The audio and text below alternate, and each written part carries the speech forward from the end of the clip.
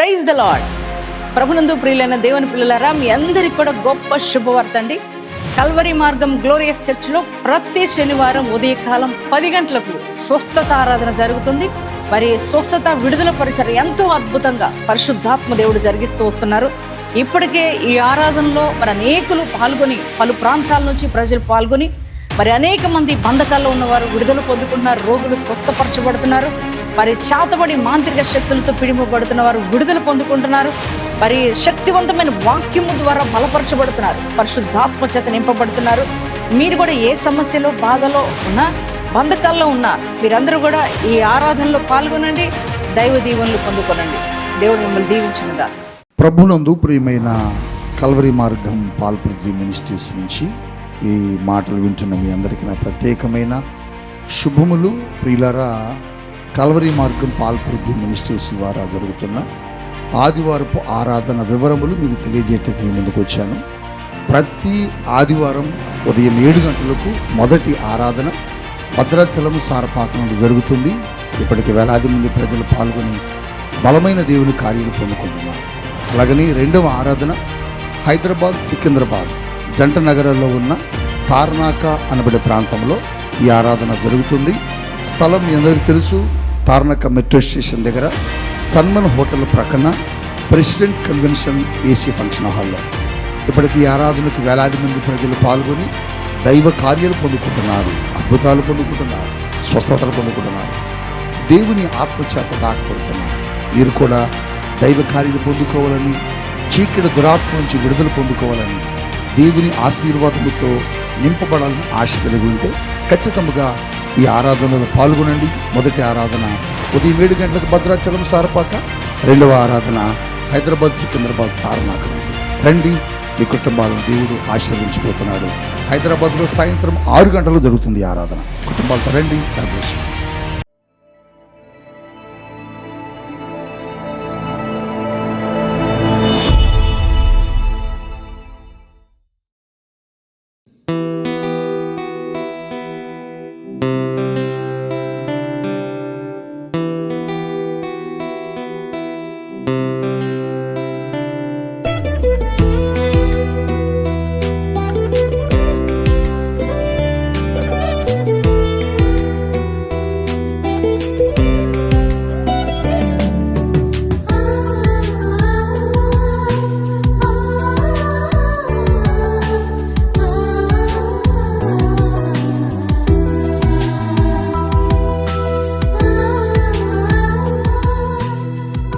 Praise the Lord. యేసుతో ప్రతిదినం అనే ఆధ్యాత్మిక కార్యక్రమానికి మిమ్మల్ని ప్రేమతో ఆహ్వానిస్తూ మీ అందరికీ నా హృదయపూర్వక వందనాలు తెలియజేస్తున్నాను. దేవుని పిల్లలారా, ఉదయమే లేచారా? లేవగానే యేసయ్యకి థ్యాంక్స్ చెప్పారా? అలాగే మీరందరూ కూడా వాక్యాన్ని ధ్యానం చేశారని నేను నమ్ముతున్నానండి. అలాగే ప్రతి ఉదయం లేవగానే యేసయ్య తన మాట ద్వారా మళ్ళీ ఎంతగానో బలపరుస్తున్నారు. ఆయన మెల్లని చల్లని స్వరం మనం వింటూ మనం ఎంతగానో ఆత్మికంగా బలపరచబడుతున్నాం కదా అండి. మరి ఈరోజు కూడా శ్రేష్టమైన వాగ్దానం ప్రభు మనకిచ్చారు. ఆ వాగ్దానం ఏమిటో చదువుకుందాం. మార్కు సువార్త 11వ అధ్యాయము 24వ వచనాన్ని చదువుకుందాం. మీరు అడుగుచున్న వాటి నెలను పొంది ఉన్నామని నమ్ముడి, అప్పుడు అవి మీకు కలుగునని మీతో చెప్పుచున్నాను. Praise the Lord. దేవుని పిల్లలారా, దేవుడు ఈరోజు ఉదయకాలం మనతో మాట్లాడుతున్నమాట. ఆయన ఏమంటున్నారు? మీరు ఏదైతే అడుగుతున్నారో అది మీరు పొందుకున్నామని నమ్మండి, అప్పుడు ఏదైతే అడిగారో అది మీకు అనుగ్రహించబడుతుందని యేసయ్య మాట్లాడుతున్నారు. యేసయ్య తన శిష్యులతో మాట్లాడుతున్న మాట ఇది. దేవుని పిల్లలారా, అదే మాట ఈరోజు నీతో కూడా ప్రభు మాట్లాడుతున్నారు. మరి అనేక విషయాల కొరకు, అనేక అవసరతల కొరకు, అనేక అక్కర్ల కొరకు దేవుని సన్నిధానంలో ప్రార్థన చేస్తూ ఉంటాం కదా అండి. మరి మన జీవితంలో అనేక పోరాటాలు ఎదురైనప్పుడైనా కావచ్చు, అలాగే మరి జీవితంలో కావలసిన అక్కర్ల విషయమైన దేవుని సన్నిధానానికి వచ్చి ప్రార్థిస్తూ ఉంటాం. చాలామంది కూడా ప్రార్థన చేస్తుంటారు, కానీ మరి అది పొందుకున్నామని నమ్మలేని స్థితిలో ఉండడాన్ని బట్టి వాటిని పొందుకోలేకపోతున్నారు. దేవుని పిల్లలారా, ఈ ఉదయకాలం ప్రభు చెబుతున్నారు, మీరు దేవుని సన్నిధానంలో మోకరించి ఆయన దగ్గర ఏదైతే అడుగుతున్నారో, ఏదైతే కావాలని ఆశిస్తున్నారో అది దేవుడు మీకు అనుగ్రహించాడు అని నమ్మాలి. ప్రియ దేవుని పిల్లలారా, ఎప్పుడైతే మనం అలా నమ్ముతామో ఖచ్చితంగా దేవుడు చేస్తాడు. కొంతమందికి నమ్మకం ఉండదు, ప్రార్థిస్తారు కానీ దేవుని దగ్గరికి వచ్చి అడుగుతూ ఉంటారు కానీ అరే చేస్తాడో చేయడం ఎన్ని రోజులుగా జరగలేదు, ఇప్పుడు జరుగుతుందా, ఇది జరగదేమో, ఇది అసాధ్యం కదా, అరే గర్భఫలం రావడం అనేది అసాధ్యం, ఇన్ని సంవత్సరాలు అయిపోయింది, ఏదో ప్రార్థిస్తున్నాను కానీ ఇది జరగదు అని అనుకుంటూ ఉంటారు కదా. లేకపోతే ఉద్యోగం కోసం నేను ప్రతిరోజు దేవుని సన్నిధానంలో ప్రార్థిస్తున్నాను, నాకంటే జ్ఞానవంతులు చాలామంది ఉన్నారు, వారికే రావట్లేదు, నాకేమి వస్తుందిలే అనే ఒక ఆలోచనతో అంటే ప్రార్థిస్తున్నారు కానీ దేవుని దగ్గరికి వచ్చి అది మరి దేవుడు నాకు అనుగ్రహిస్తాడు, ఇది నేను పొందుకుంటాను అని ఒక నమ్మకం అనేది చాలామందికి లేకపోవడాన్ని బట్టే మరి నీ జీవితాల్లో కార్యాలు మీరు పొందుకోలేకపోతున్నారు. కానీ దేవుడు చెప్తున్నారు, యేసయ్య మాట్లాడుతున్న మాట ఏంటంటే, నువ్వు ఏదైతే దేవుని సన్నిధానానికి వచ్చి అడుగుతావో అది పొందుకున్నావని నువ్వు నమ్మాలి కదా. చూడండి, హన్న తన జీవితంలో బిడ్డలు లేని పరిస్థితుల్లో చాలా కృంగిపోయి వేదనతో కన్నీటితో బాధపడుతుంది. ప్రతిరోజు ఏడుస్తూ భోజనం కూడా సరిగా చేయలేని పరిస్థితిలో ఒక రోజున అనుకుందంట, షిలోహులో ఉన్న దేవుని మందిరానికి నేను వెళ్ళాలి కదా.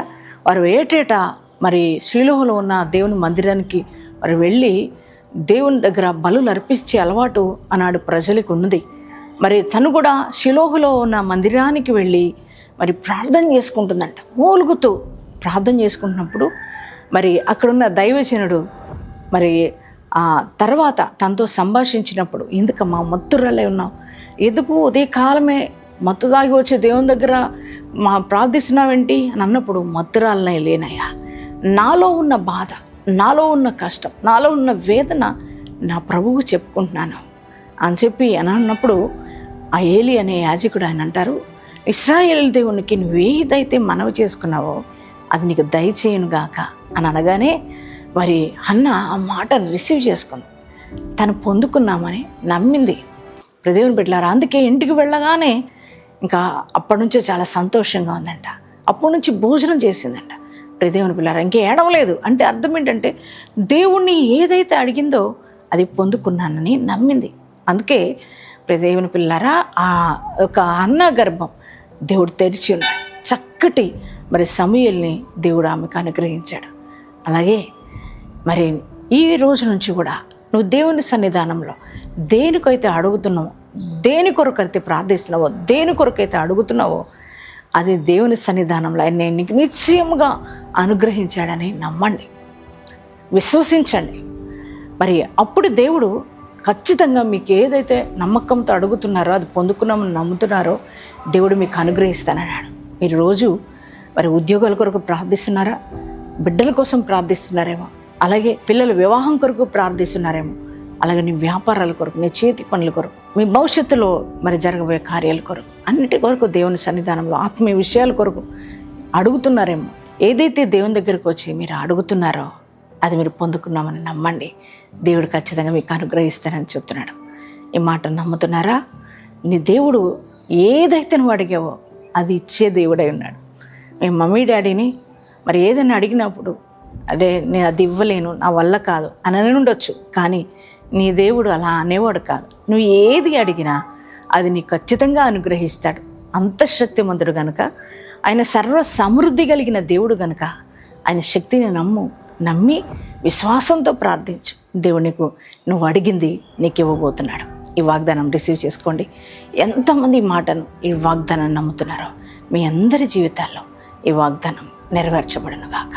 అందరం కలిసి ప్రార్థన చేసుకుందామా?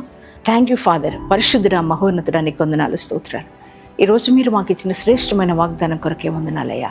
మేము ఏదైతే నీ సన్నిధానానికి వచ్చి మేము అడుగుతున్నామో అది మేము పొందుకున్నామని నమ్మినప్పుడు అది మాకు అనుగ్రహిస్తానని మాకు వాగ్దానం ఇచ్చాం. దేవా, నీకే స్తోత్రాలు. అడిగిన దానిని మేము పొందుకున్నామని నమ్మకనే అయ్యా కొన్ని కార్యాలు మేము పొందుకోలేకపోతున్నామేమో, క్షమించండి అయ్యా.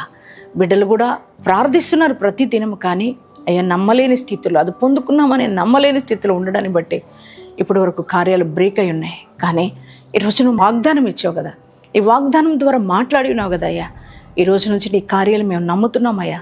మేము ఏదైతే అడిగి ఉన్నామో అది పొందుకున్నామని నమ్ముతున్నాం. మా జీవితాల్లో గొప్ప కార్యాలు చేయమని ప్రార్థిస్తున్నారు ప్రభా. ఎంతమంది అలా ప్రార్థిస్తున్నారో వారందరిని మీరు దర్శించండి అయ్యా. ఉద్యోగాలు లేని వరకు ఉద్యోగాలు అనుగ్రహించండి. బిడ్డలు లేని వారికి బిడ్డలు దయచేయండి అయ్యా. వివాహం కాని పిల్లలకు మంచి సంబంధాలు దయచేయండి అయ్యా నా తండ్రి. అలాగే సొంత గృహం లేని బిడ్డలకు సొంత గృహాలు దయచేయండి. రోగులుగా ఉన్నవారిని ముట్టి తాకి స్వస్థపరచండి అయ్యా. వ్యాపారాలు చేస్తున్న వారి వ్యాపారాలు దీవించు, చేతి పనులు దీవించు నాయన. వ్యవసాయ పనులు చేస్తున్న వారిని దీవించు. మరి ముఖ్యంగా ప్రభు నా తండ్రి నాయన, అప్పు బాధల్లో ఉన్న వారికి అప్పుల కాడు విరగ్గొట్టబడును గాక సహాయం చేయండి. కోర్టు కేసులో న్యాయం చేయండి ప్రభు. కృప చూపమని, భార్యాభర్తల మధ్య సమాధానం దయచేయమని, విడిపోయిన కుటుంబాలను కట్టమని ప్రార్థిస్తున్నాం. ఈరోజు నా తండ్రి మ్యారేజ్ డేస్ బాడీస్ చేసుకుంటున్న వారి జీవితంలో ఇప్పటి వరకు ఏ కార్యాలు అయితే జరగకుండా బ్రేక్ అయినాయో ఆ కార్యాలన్నీ వారి జీవితంలో రిలీజ్ అగును గాక అయ్యా. నీ నూతనమైన ఆశీర్వాదాలతో నింపి మహిమ పొందుకొనుమని యేసు నామంలో ప్రార్థిస్తున్నాం తండ్రి. ఆమేన్.